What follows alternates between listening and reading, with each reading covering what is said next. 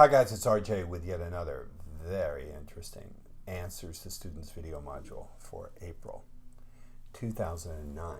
This one is for Eric from New York City, and it's a really interesting one, so let's get going right to it. And my cat Tazzleberry is in the room harassing me to play with her, so you may see her tail floating in the background. Eric's request. Eric wants to know how to get good at noticing things about her, how it's useful during a sarge, when to use it in the sarge, how to leverage the power gained by showing knowledge of her world, etc. Well, this is a long request, and I could go on for at least 3 or 4 modules about what I've come up with for Eric, but let's just keep it simple, and we'll deal with it as it comes. Great request. So first and foremost, we want to have the right state of mind to be doing these things. The right state of mind, which means, number one, you've got to turn your lust way down. If you're boiling with lust or you're just desperate to win her over, it's going to get in the way of the information exchange. You'll be so noisy in your mind that you won't be able to notice the things that are going on right in front of your face. So we've got to be able to get into the right state. That means the lust is turned down, the mind is quiet, the body is physically in contact with your awareness. Rather, your awareness is physically in contact with your body. That means at all times you put at least 10-20% of your conscious awareness into the physical touch sensation of your body. I would say your feet in your shoes if you're standing, or if you're sitting down, the feeling of your butt pressing on the chair. Have some point of awareness on your physical body, something touching your physical body. I design in what I call a grounded, relaxed, playful, will-centered, will-focused, will-infused, relaxed self-awareness. That simply means that my focus and my intent are there. I understand that I'm going to evoke the responses I need and calmly move the person where I want them to go. This is a red letter warning. I seldom use red letters like this, so please hear this.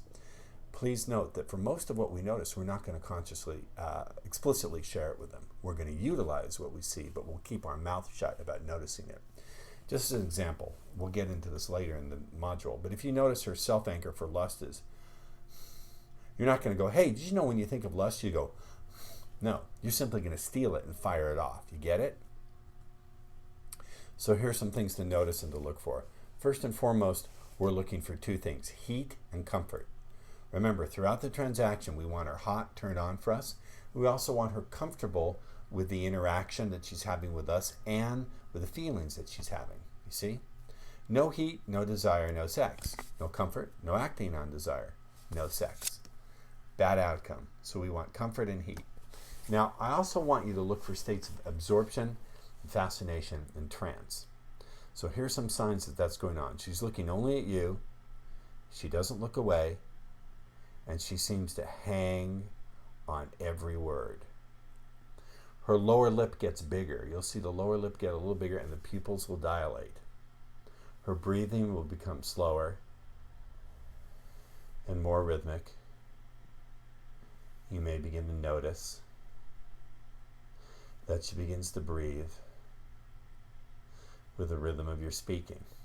She'll have rigid, unchanged posture. Many times when I used to, when I was sarging girls, I'd see this. Their hand would be just like this, in the air like this. It would be cataleptic. In hypnosis, we call this catalepsy. I didn't give those suggestions. It's just a natural thing that happens when people begin to go into trance. Limbs will get rigid, so you'll find their limbs have not moved. The hands, the arms, the legs have not shifted at all in posture. Then you see, I don't know if I can do this on camera in a way, excuse me, where you can see this, but you'll see a very slight parting of the lips. It's like, I can't do this, but it's like a little miniature O forms between the upper and lower lip. I'll call it the mini O.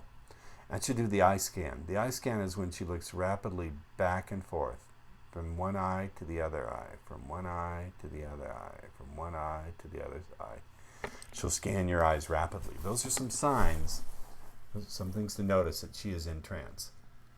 Look for signs of sexual arousal. This is where I can make a lot of jokes. I won't. If she starts saying the name Jeffries, I promised I wouldn't, but I just did. The lower lip really starts to swell. The lip, mini O, gets bigger. You see nipple erection, doggy dinner bowl look. The defocused eyes like she just came, flushed face, mouth open. Her breathing will become more rapid. Sometimes she'll slouch suddenly or start moving her legs rapidly, back and forth. This is a really good one. Listen for her personal trance words. This is a key idea. Remember our model that women have different levels of consciousness. These personal trance words are vague words that have no strictly defined consensual meaning. For example, wheelbarrow. We all know what a wheelbarrow is. There may be some variations, but if I said wheelbarrow, you'd know what picture to point out in the dictionary. Well, personal trance words are vague. They have no strict consensual meaning, such as karma, chemistry, excitement, escape, discovery. When women use these words, they're not referring to any strict dictionary definition. Rather, these words stand for a much deeper level of her mind and a much deeper and more profound level of excitement around certain flows of thoughts and feelings. Think of these words as icons on the desktop, that when she uses these trance words, whatever they are for her, trust, desire, connection, chemistry, click, these refer to a whole range of thoughts, a whole flow of thoughts, images, things she sees, flows of feeling, and behaviors that get triggered by all of that. So these, think of these personal trance words as ambassadors from the deeper levels of her mind. Welcome them with full honors into the conversation. And in other modules, I've gone into how to utilize these trance words, and I'll do this again in a future module. But for now, I just want you to begin to pick up on trance words. How do you know when she's using trance words? First of all, they're vague, but second, she'll lean on it. Like, it's when you really have that discovery, and you get the green light that says, go for it. These are the kind of trance words I heard in a recent conversation with someone. This is referring to something that has deep personal inner meaning for them. Look for self-anchors. I've discussed this before. What is a self-anchor? A self-anchor can be a gesture, an expression, a sound, a look that a woman does at the start of a whole chain of thoughts and feelings. For example, if when she's thinking about sex, she goes, that's what she does. It's going to trigger all those sexual feelings and thoughts and imagery in her mind. Sometimes when they start to think about sex, they'll bite their lip, you see. Could be a sound and a facial expression as she thinks naughty thoughts. Use those self-anchors. Fire them back. Here's an advanced one. Watch her eye movements. When she thinks of something sexual, if I said to a woman, when you think about the absolutely best erotic experience of your life, how easily can you remember it? And when she looks over there to think about it, that's where she has her sexual thoughts. So if I'm talking to her, I'll say, when you begin to have certain thoughts, and then I'll look in the same place she looks, and her eyes will look right over there. You'll see it happen. Her eyes will look where my eyes lead her, back to where her eyes go when she has sexual thoughts, and she'll start seeing them again. I have video. I got to dig it out of my archive of me doing this with a woman in my last seminar in Los Angeles. She knew what I was doing. She still couldn't resist it. Now, as far as noticing to demonstrate authority in the person's world, you can notice internal processing. I tell the story about walking into a cafe with a friend of mine who liked Asian women, and sure enough, sitting in the corner was a girl studying a big, thick math textbook, I think it was. And you could see her going, she's clearly talking to herself in her head. So when we sat down, I said, excuse me, can I ask you a favor? Could you please try not to think too loud? You look like a very loud thinker, and we have something important to discuss. So I paced her internal processing.